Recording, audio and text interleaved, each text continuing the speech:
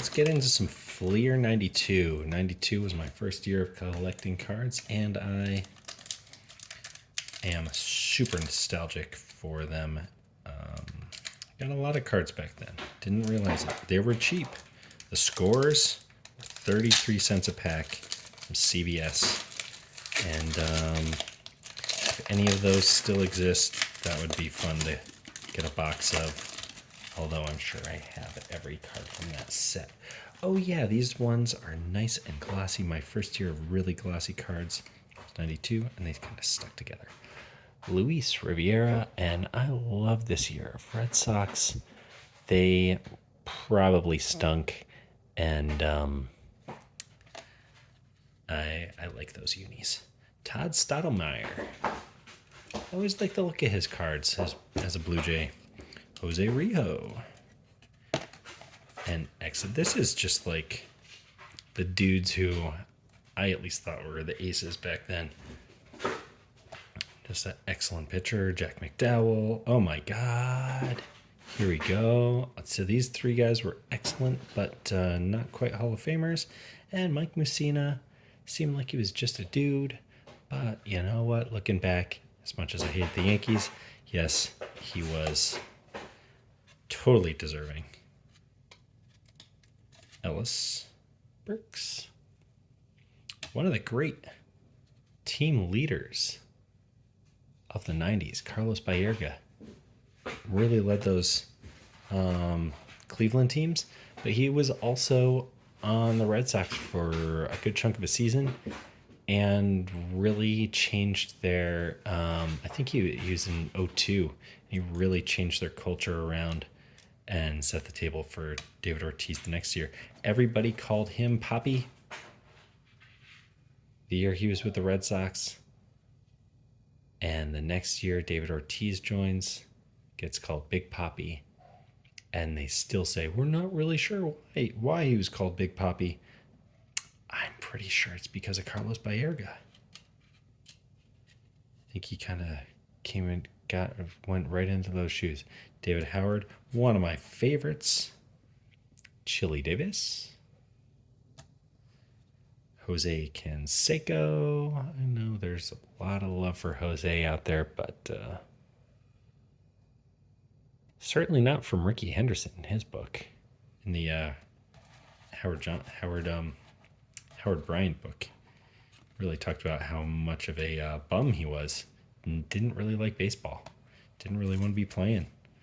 Dave Hollins. Roger McDowell. I don't know if they're related at all, Jack and Roger McDowell. Maybe they are. Who knows? Billy Hatcher. And then, you know what?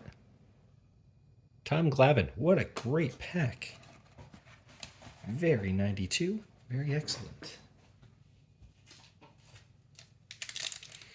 Let's keep going.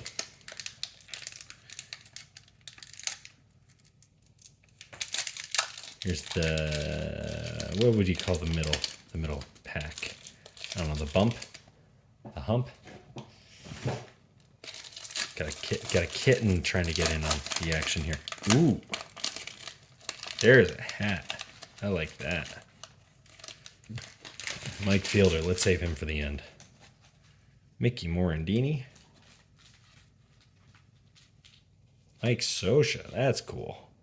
Look at that hair. That's a real LA catcher right there. Joe Oliver. Mark Lemke. Look at these glasses. Just a Hall of Famer's rookie card. Pudge Rodriguez. Jay Buhner. Talk about serviceable catchers. Pat Borders. I think he retired not much later than that and joined the Team USA as the old guy in the Olympic team. George Bell. Darryl Kyle, R.I.P. Excellent card. Tim Burke. Kurt Schilling. It's a pretty good card. Kind of a dirtbag. Kind of a piece of shit. Terry Shumpert.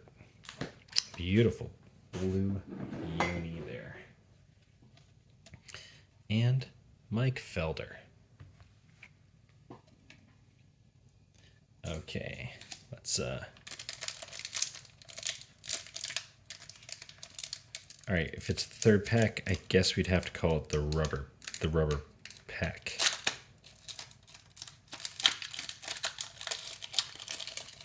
Oh boy.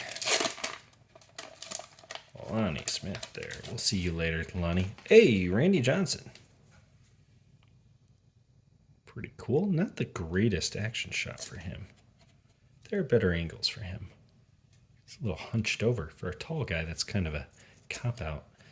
Manny Lee. Les Lancaster.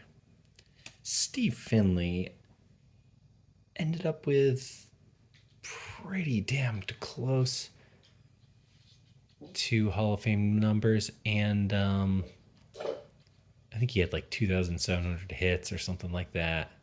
Had like 250 homers and 250 steals and a ton of doubles, and played for half the teams in the league. Doc Gooden. That's cool. Nice. Bright blue checklist with a Cubs player showing the button on his hat on the grounder. Bob Welch. He's a 20-game winner. Another Hall of Famer, Tim Raines. Darren Lewis, a solid defensive outfielder. Jose Oquendo, an excellent utility player. Jose Lind. Oh, this is good. This is not the most iconic Padres uniform, but kind of a nice one. It's what they wore for most of the 90s. Greg Harris.